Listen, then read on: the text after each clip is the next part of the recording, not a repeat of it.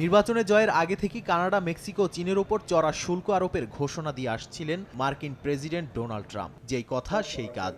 Mexico কানাডার ওপর 25% এবং চীনের ওপর বাড়তি 10% শুল্ক আরোপ করেন তিনি।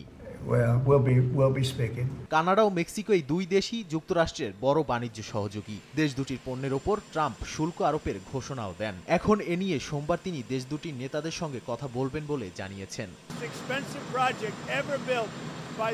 আগামীকাল সকালে প্রধানমন্ত্রী ট্রুডোর সঙ্গে কথা বলবো। আমি মেক্সিকোর সঙ্গেও কথা বলবো।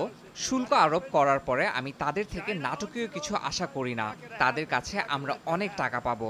আমি নিশ্চিত যে তারা আমাদের টাকা দিয়ে দিবে।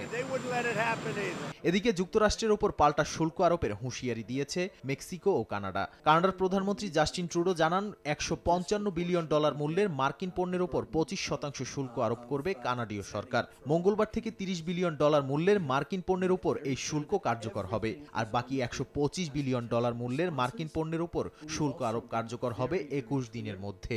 একইভাবে ট্রাম্পের নির্বাহী আদেশ জারির পর মেক্সিকোর প্রেসিডেন্ট ক্লদিয়া শেনবাউম ঘোষণা দেন, যুক্তরাষ্ট্রের এই শুল্ক আরোপের বিরুদ্ধে পাল্টা ব্যবস্থা নেবে তার দেশ। অন্যদিকে চীনের বাণিজ্য মন্ত্রণালয় জানায়, তারা যুক্তরাষ্ট্রের বিরুদ্ধে অনুরূপ পাল্টা ব্যবস্থা নেবে। এদিকে ইউরোপীয় ইউনিয়নের ওপর শুল্ক আরোপের হুঁশিয়ারি দিলেও যুক্তরাজ্যের ক্ষেত্রে তা স্থগিত রাখার ঘোষণা দেন ট্রাম্প। বলেন, ব্রিটিশ প্রধানমন্ত্রীর সঙ্গে তার সুসম্পর্ক থাকার দরুন তিনি বাণিজ্য নীতি নিয়ে তার সঙ্গে খোলাখুলি আলোচনা করতে পারবেন। বিশ্লেষকরা একে যুক্তরাজ্যের প্রতি ট্রাম্পের কূটনৈতিক নমনীয়তা হিসেবে দেখছেন।